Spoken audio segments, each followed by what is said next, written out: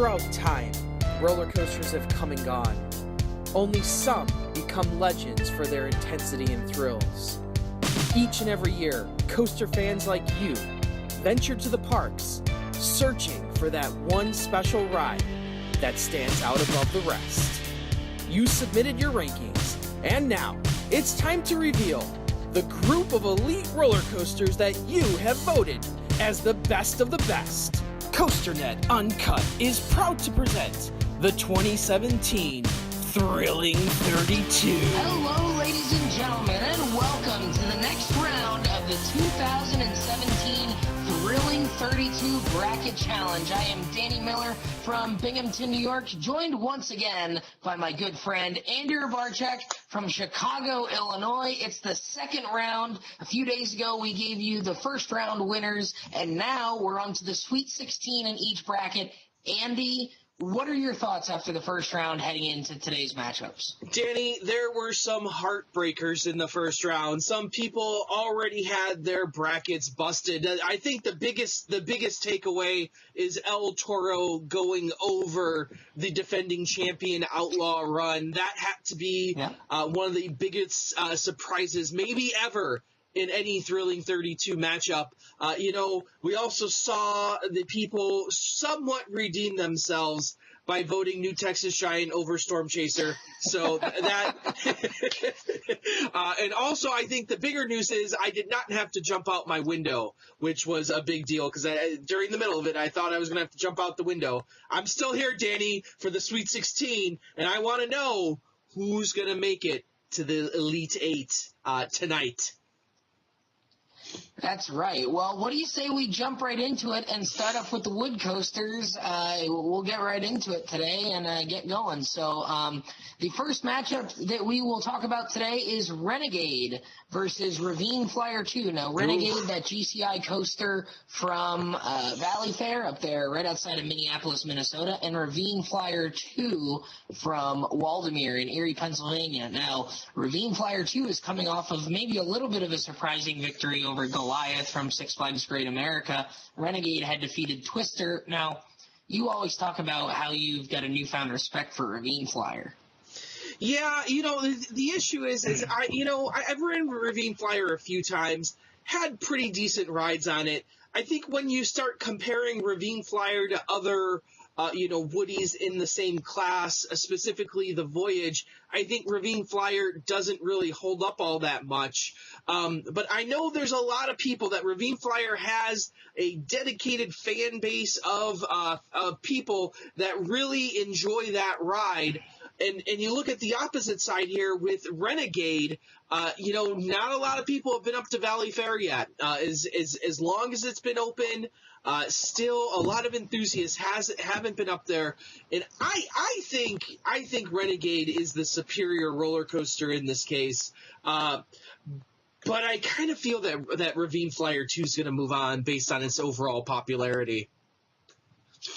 Yeah, Renegade is a ride that I have slightly higher in my personal rankings as well, but it is Ravine Flyer 2 moving on to the Elite 8 once again. And, you like to call Ravine Flyer 2 the poor man's Voyage. Yes. Well, coming up right here, we've got the actual Voyage going up against Shivering Timbers. Now, this is one we're going to take a look at and compare side by side here. And if you just look at the history, Voyage, number 2, number 1, number 2 again last year. It's always been in the top 2. Shivering Timbers didn't actually have enough riders the very first year we did that poll. That's how hard it is to get to, but then was number 10, number 13, number 15. So, Shivering Timbers has had a nice run, but is it really, are we going to see a takedown Voyage? I don't know that we're going to see an upset here. No, Danny Miller, we are not going to see an upset here. Shivering Timbers, a nice ride, but nowhere near the level of Voyage. The Voyage is just outstanding. As I've said time and time again, I don't know how people hate on the Voyage so much. The bottom line is that Shivering Timbers just not up there. not at the same level. The Voyage is just that much better, I think. That's a good way of putting it. It's a great ride, but it's not at the same level. So it is Voyage moving on to the Elite Eight, and we will see the poor man's Voyage versus the actual Voyage in Andy's book. We will see Ravine Flyer 2 and the Voyage go head-to-head for a spot in the Final Four next time. So that's what we got there. So let's move on to the Speedo Plain region, the next region on the wood bracket.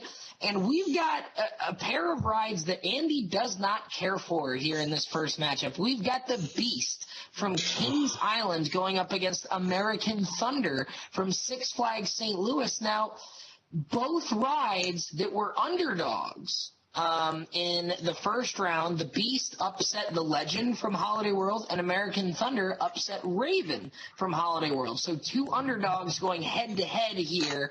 And like we said, you are not a particularly large fan of either of these rides. So I'm interested in seeing where you might come down on this one. To be honest, Danny Miller, I think the tears of the Ohio fanboys will not be shed today. I will not get to thirst on them, with my evening dinner as I have previously, because it's my belief that the Beast has kind of made some early exits in these tournaments in the last few years, coming up against some really stiff competition. But I tend to think, it's got a cakewalk here. It got past the Legend, and I think it's going to get past American Thunder here as well. Well, it is the Beast moving on to the Elite Eight. So the Beast, all of a sudden, after all of the hating that Andy has done on this show against the Beast, it is one victory away from getting to the Final Four this year. The Beast from Kings Island is, however, it would have very stiff competition either way, because our other matchup in the Speedo Plain region is Rampage from Alabama Splash Adventure, a coaster that made it to the Elite Eight last year, going up against El Toro from Six Flags Great Adventure, a coaster that made it to the Final Four last year. So, personally, I think Rampage is the far superior ride. El Toro is a ride that I enjoy, but not one that is in my top 10. I do think El Toro is overrated to a certain degree, and that's not something I say about a whole lot of rides, but El Toro is one of those rides. I just think there's better rides out there, and I think Rampage is one of them. And I know these are two rides that you have both of them very, very high on your personal list. So, and we saw Rampage kind of make the surprise run last year. El Toro is the proven coaster that continuously makes it towards the end and makes it very deep into this poll. So, which one weighs out as the winner here? On my list, El Toro is ever so slightly above Rampage. I believe they're almost 4 and 5 on my list, that they are just right next to each other. This one's a tough one. But I think I'm going to go back to the tried and true method here of Rampage still fairly new in the coaster enthusiast mind for the most part. El Toro, one of the favorites of many. Some people still rank it their number one wood coaster anywhere. So I think that gives El Toro the edge to move it into the Elite Eight. Right. Well, and the other thing to note here is that a lot of people had Outlaw Run actually taking on Rampage in this matchup as well. So that's an interesting thing here. But it is El Toro moving on to the next round. So El Toro will take on the Beast in the Speedo Plain region for a chance at the Final Four next time. And Andy breathes a little bit of a sigh of relief and a maniacal laugh there as he feels the end may be near for the Beast, but we'll have to wait until next time to see. Thanks for coming to the Elite Eight. It's been fun, but nice to know you, Beast, because you're making an exit. Tear down the Beast to build my house, I think. That's someone once said. Use the wood wisely. That's right. All right, well, let's move on to the other half of the bracket here. We've got the Flyer Comet region, and we've got a matchup of two coasters that have actually done very, very well in this poll and have also done very, very well in the golden tickets. We've got Boulder Dash from Lake Compounce in Bristol, Connecticut, going up against Thunderhead from Dollywood in Pigeon Forge, Tennessee. Now, again, we talked about it with the Beast and American Thunder. These are two rides that traditionally do very, very well in most polls that you are not a fan of in both of these rides. So, again, where do you come down on this? Danny, I don't know if this might be the most boring Sweet 16 ever created.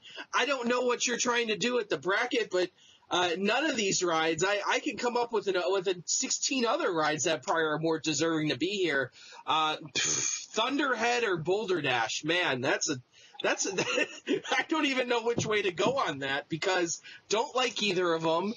Both of them have big fan bases. Both of them are well written. I don't know. Thunderhead has not traditionally done well in our poll.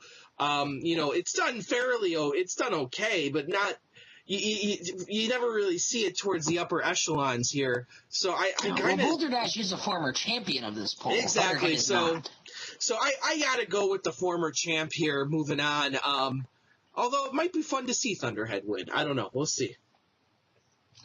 Well, it is Boulder Dash, the former champion, moving on to the next round in the Flyer Comet region. So Boulder Dash back in the Elite Eight once again, and we will have a look to see who Boulder Dash will take on.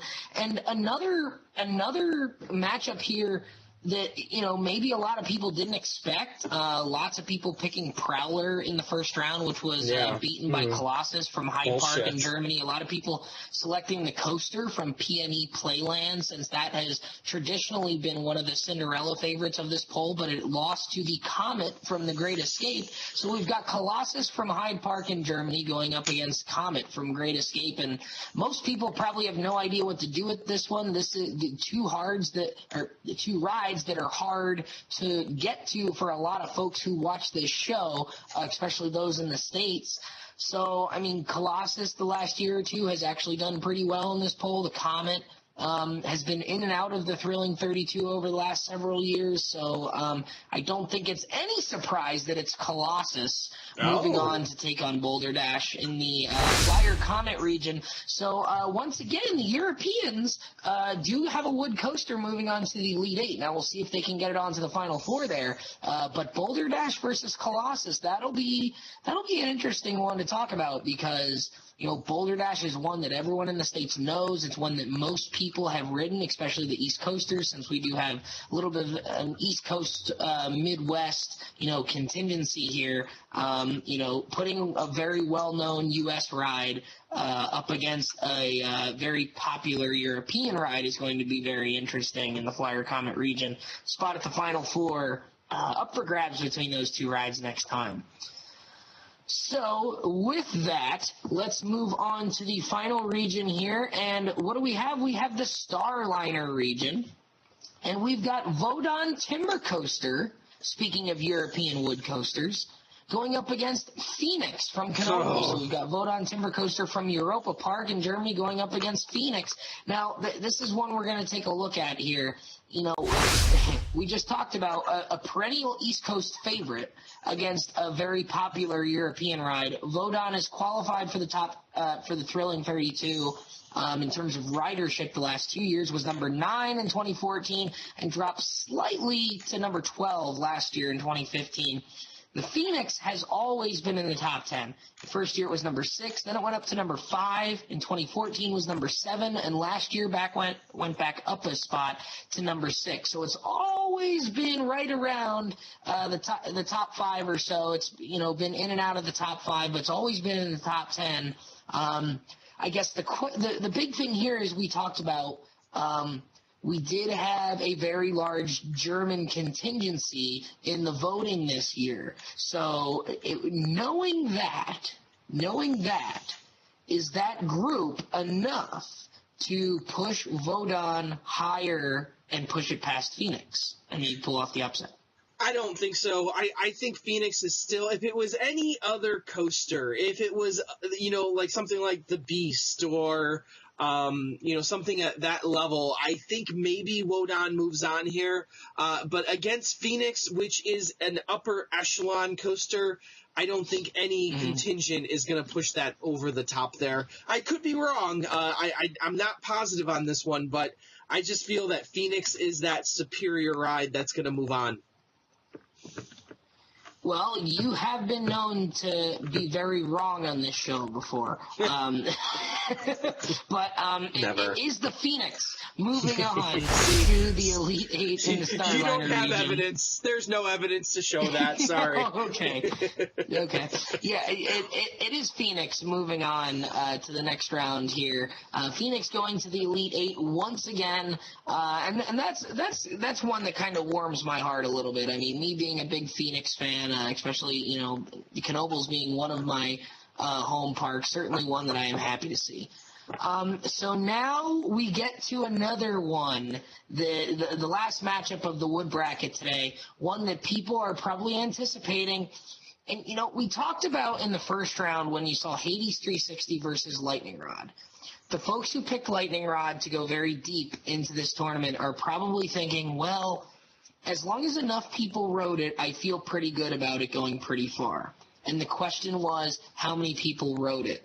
The benefit to that is that Hades 360 was a ride that not a lot of people have ridden. So, if it's a battle of two rides that have not been ridden by a lot of people, Lightning Rod is probably going to beat most rides that a lot of other people haven't been on, Hades 360 being one of those rides. So Lightning Rod did advance. Now it's taking on Gold Striker here in this last matchup.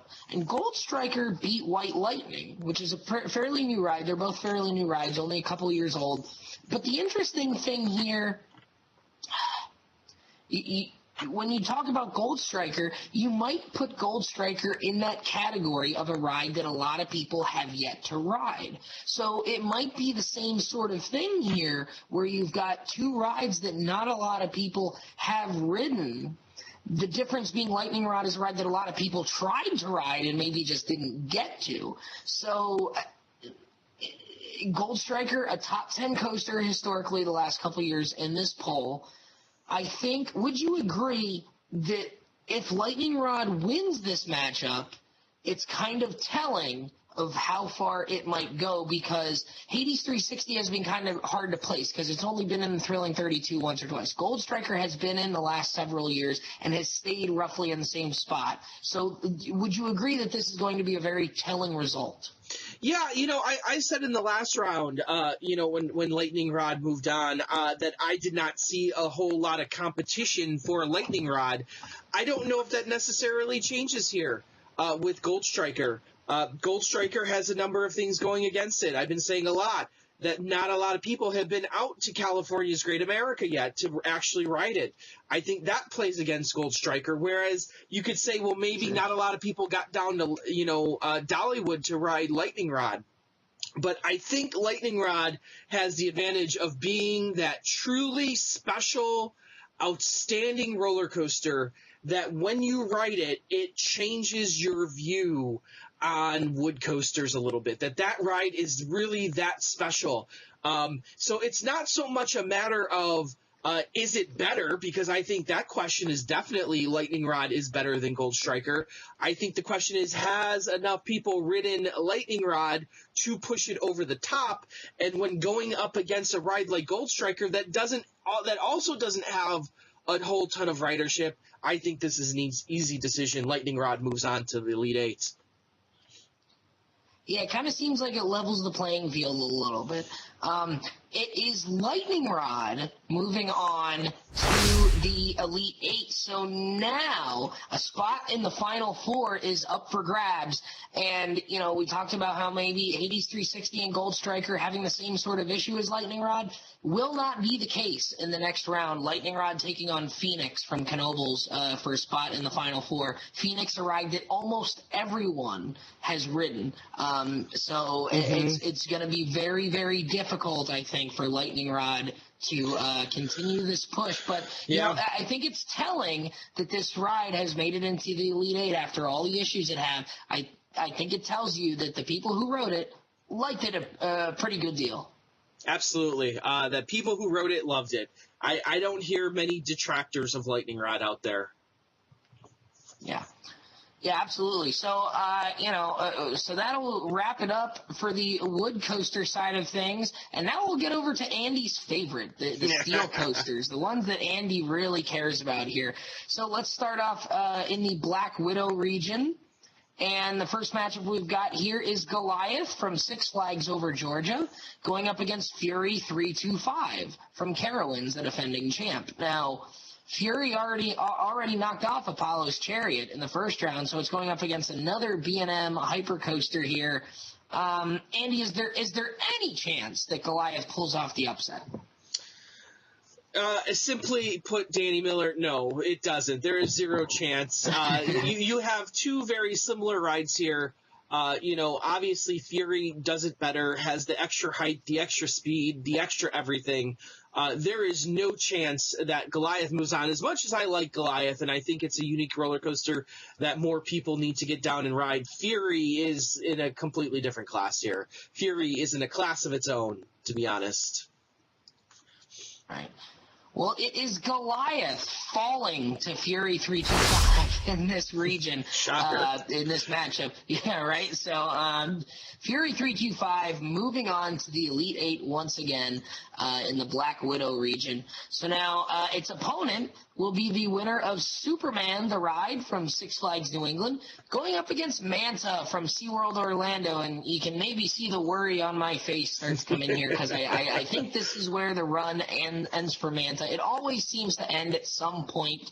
If I remember correctly, I think Manta actually lost to Bizarro last year. I can't remember correctly, but so as much as I enjoy Manta, this is interesting because you're not really a fan of Superman either when you wrote it as Bizarro a couple of years ago. No. Which do you prefer? I actually rank Superman higher than Manta, or Manta higher than Superman. So, okay. I just think though that Bizarro has too much of a following to go down here. I don't know. We know that there is a group of people out there that have started to really enjoy Manta. I call them crackheads. But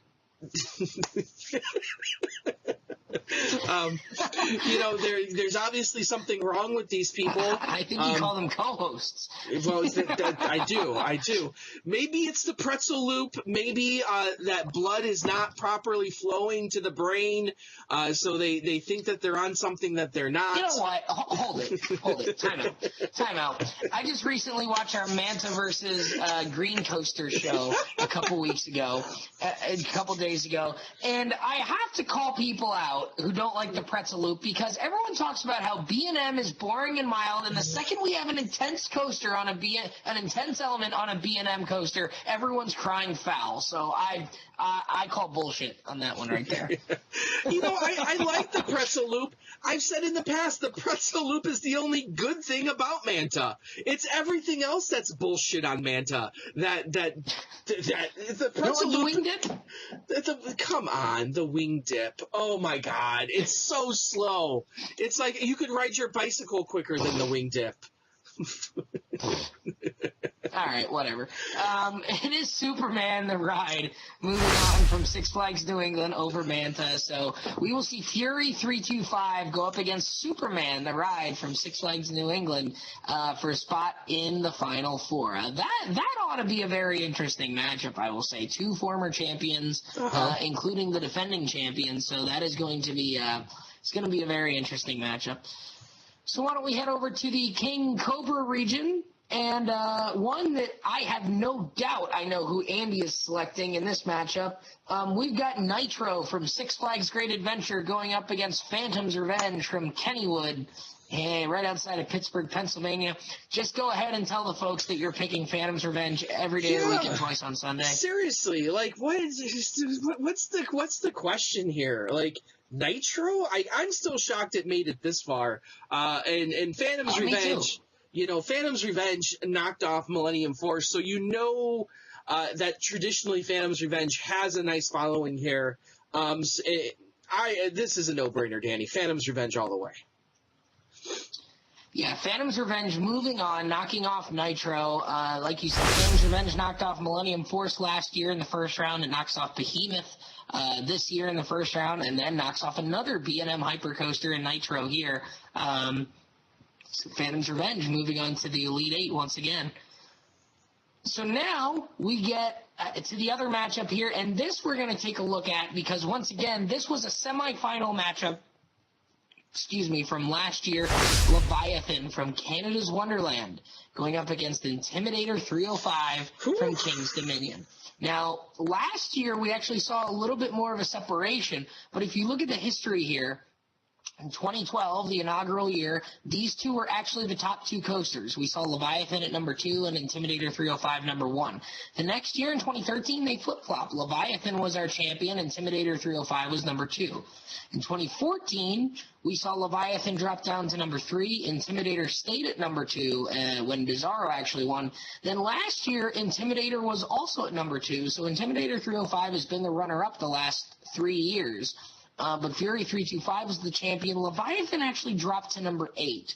And the justification I had for that was, well, when Fury opened, people realized that Leviathan had its flaws. And you know, now that I bring that up, we talk about how Outlaw Run went down in the first round. Do you think the opening of Lightning Rod maybe made people realize, you know what, Outlaw Run does have some things that aren't quite perfect about it? And I think that's maybe what happened with Leviathan dropping 5 spots to number 8 last year. So does Leviathan recover from that? Does it come back and jump back ahead of Intimidator, or do you think Intimidator 305 is the one moving on here? You know, I think that's exactly it, that Leviathan... people really like that first drop. It has that amazing speed hill on the first half. After that, the entire second half is kind of ho-hum. You know, it kind of surprises me that so many people loved Leviathan as much as they do. It's a great ride, but there are some serious flaws there in Leviathan. Now, granted, on the flip side, I-305... you know, I think it has flaws, but they're not as noticeable, where you can't really point to it and be like, why don't you like I-305? Why don't you have I-305 ranked number 1? It's harder to point to. Some people say, you know, they don't like the blacking out experience. Some people say, you know, it's the transitions are too rough. You know, that's also why many people love it. Exactly. Where there's not a whole lot of people out there right now saying that they love Leviathan because of the second half. Actually, there's nobody saying that, to be completely honest with you. I've not heard anybody say that they love the second half on that ride. So the question, it begs the question of, you know, how was it ranked so highly? I think it's that first drop, that speed hill, but now you get to Fury, and people are like, well, it has that first drop. It doesn't have the speed hill, but it's got a few great overbanks done at high speeds. And I think it makes it so that Fury is obviously the better choice. Now, the question is, do people rank it lower because of that? I don't know how people do their rankings. I usually try not to do that, you know, change rides so drastically on my rankings. But I still think I-305 is probably going to move forward here because there's still a large contingent of people out there that say I-305 is the best ride in the world, where I don't think Leviathan has those people anymore. Sure. Well, it is Intimidator 305 moving on to the Elite 8 here in the King Cobra region. So Intimidator 305 and Phantom's Revenge will go head-to-head next time for a shot at a spot in the Final Four. So let's move on to the other half of the steel bracket here. We've got the Thunder Looper region, which was kind of the region of the rides that, you know, I don't want to say the underdogs of sorts, but, I mean, this region had Full Throttle, Maverick, Accelerator, Tatsu, Storm Chaser, New Texas Giant, Nemesis, Twisted Colossus. There really wasn't that long-time, big-time coaster in this region, which is why this one is intriguing a little bit. Our first matchup here in this bracket, in this region, is Maverick from Cedar Point going up against Tatsu at Six Flags Magic Mountain. So we get to maybe settle a little bit of a Cedar Point versus Magic Mountain battle here, although I know personally which ride I would pick. Absolutely. That, the thing is Maverick has not traditionally done well in the Thrilling 32, and I don't know if it's because that people haven't ranked it well or just found tougher matchups in the earlier rounds than other rides, but I think this is Maverick's coming out party. Tatsu is a nice ride, but it's not the quality of Maverick. I think Tatsu might be overall one of the most overrated rides in the world today, because I think the Magic Mountain, the West Coasters, look at Tatsu and say, this is our ride. This is the best of what we got out here. And I think they overrank it for the most part. It's a flyer. It's nice. We have one down at SeaWorld called Manta that's very similar to it. People argue all the time which one is better. And none of them are better than Maverick. Let's be honest here. Well, it is Maverick moving on to the Elite Eight here in the Thunder Looper region. It's about time. This is very interesting now, because all of a sudden, and you look at Maverick getting through over here. Is Maverick the favorite to go to the Final Four from this region? Man, it would be a change of pace. It really would, but I think Maverick deserves it. We said years ago that when they changed out those restraints, that this is going to start moving up people's list, and I think this is just a product of that. You and I did say that. You and I said that many a time on this show. So that's a very interesting pull there that you point that out. Yeah. So Maverick will take on the winner of our other matchup in the Thunder Looper region, which is the new Texas Giant going up against Nemesis from Alton Towers. Nemesis pulling off what some would consider a slight upset over Twisted Colossus in the first round. So does Nemesis take down another RMC, and we see all three RMCs that were in this region go down in the first two rounds, or does New Texas Giant push ahead and go head-to-head with Maverick for Final Four spot?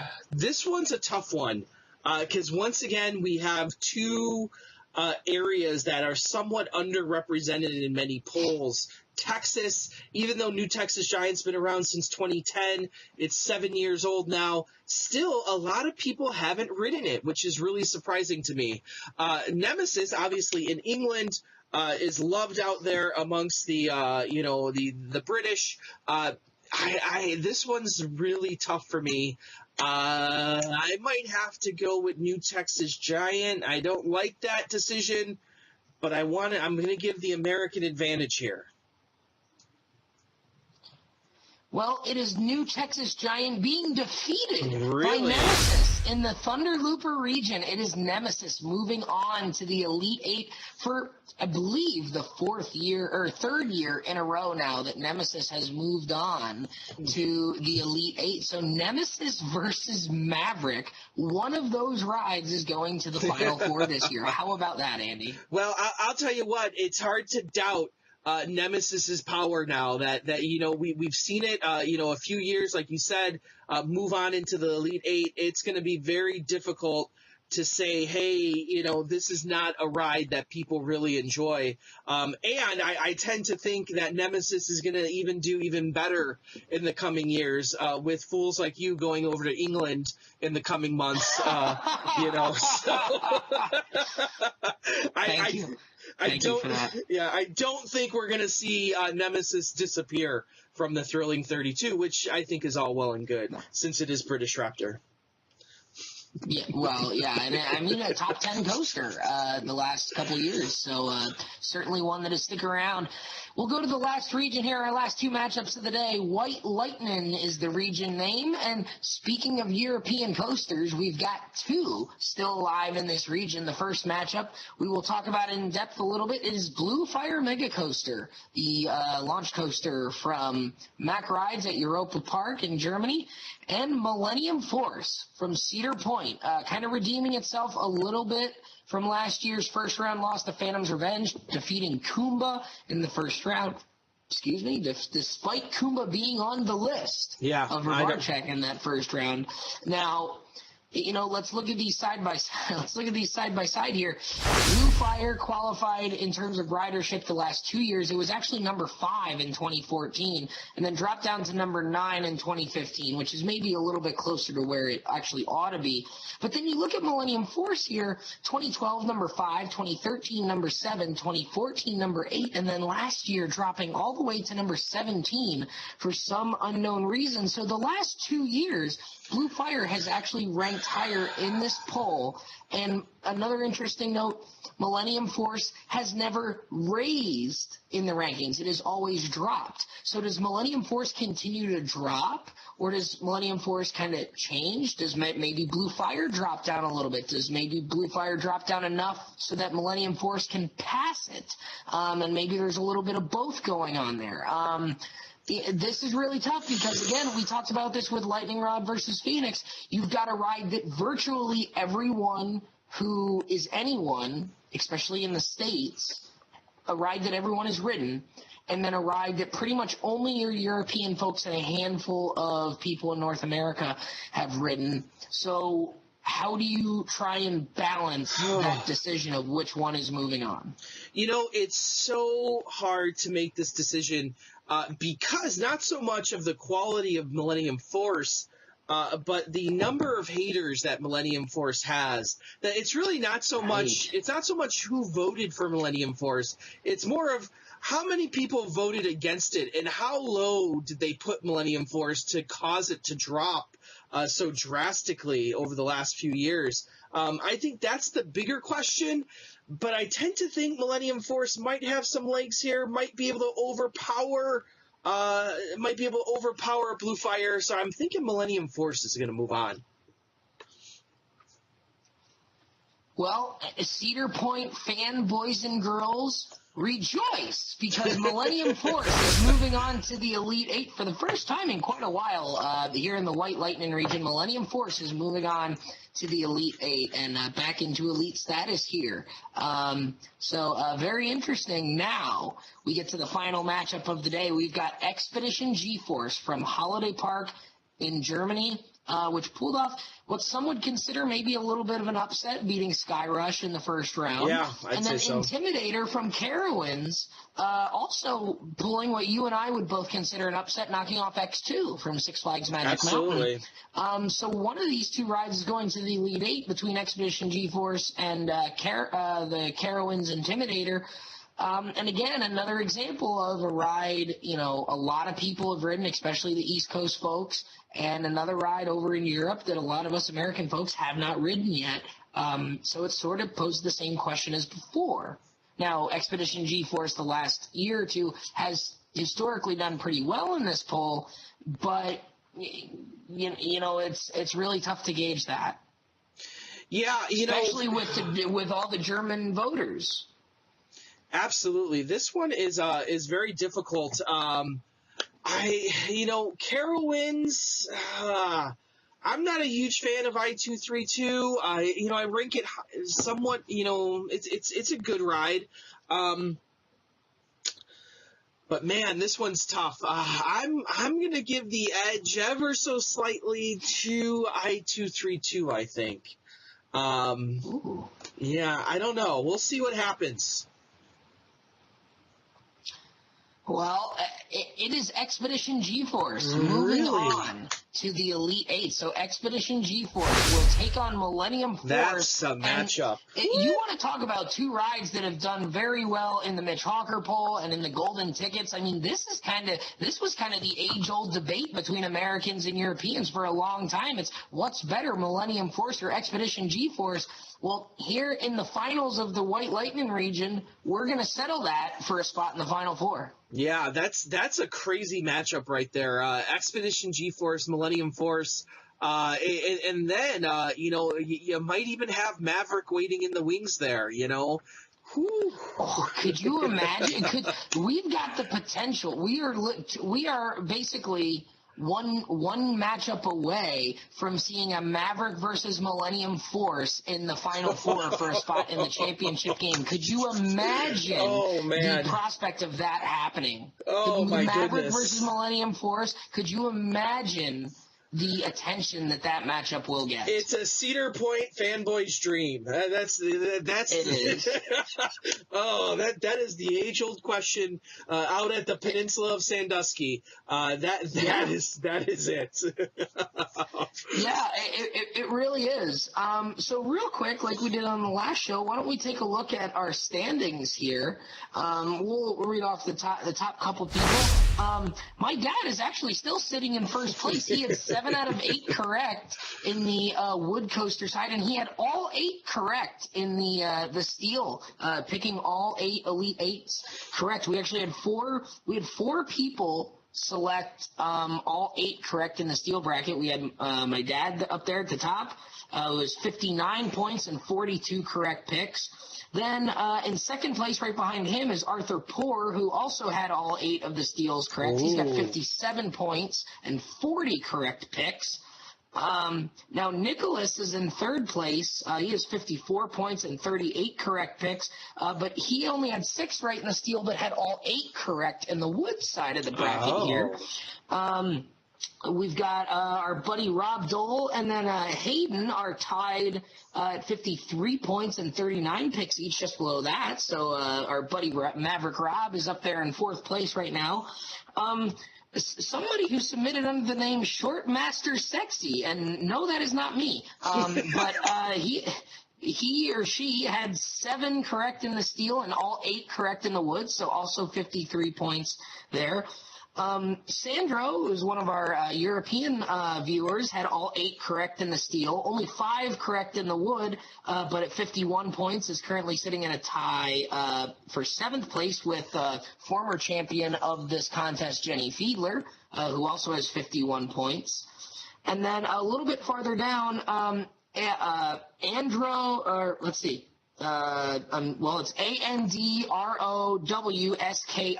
15. So Androwski 14. I hope I'm saying that correctly.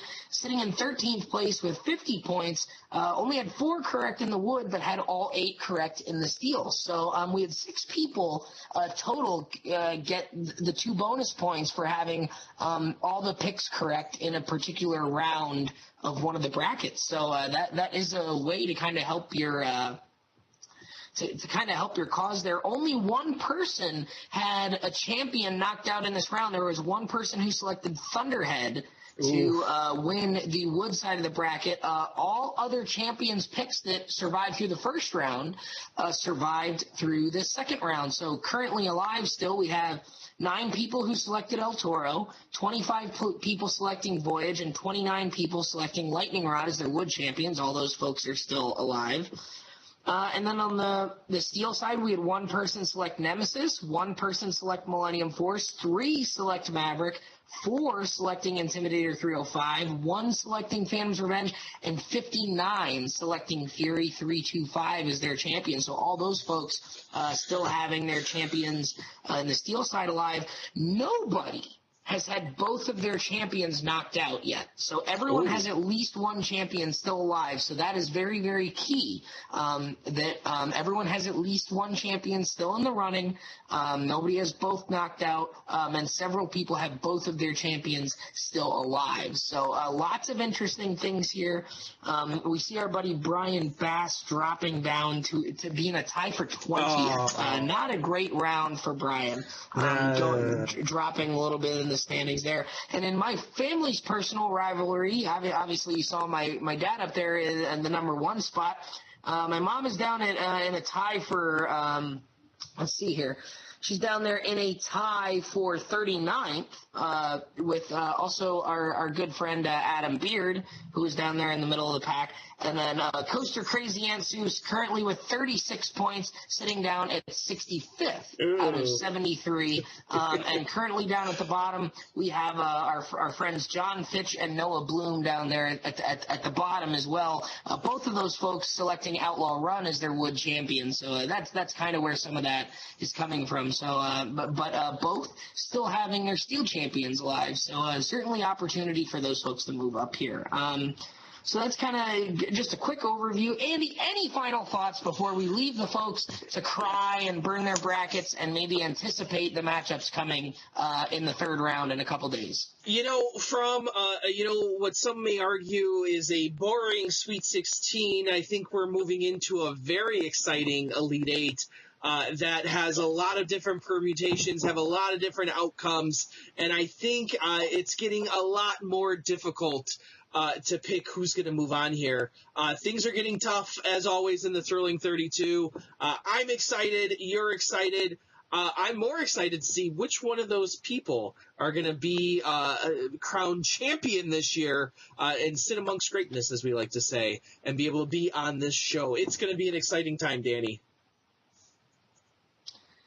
Yes, it is. So once again, if we'll post the full standings and the full standings list. If you do catch any mistakes in the scoring, please let me know. Like I said, I'm a human. I make mistakes. So please let me know if you see any errors or omissions, and I will correct them. And thank you, as always, for joining us here on COASTER.net Uncut for the Thrilling 32, our favorite time of year. Take it away, Andy. I am, of course, Andrew Barczyk from Chicago, Illinois. And Danny Miller from Binghamton, New York. And as always, ride on, Ride Warriors. See you next time, folks.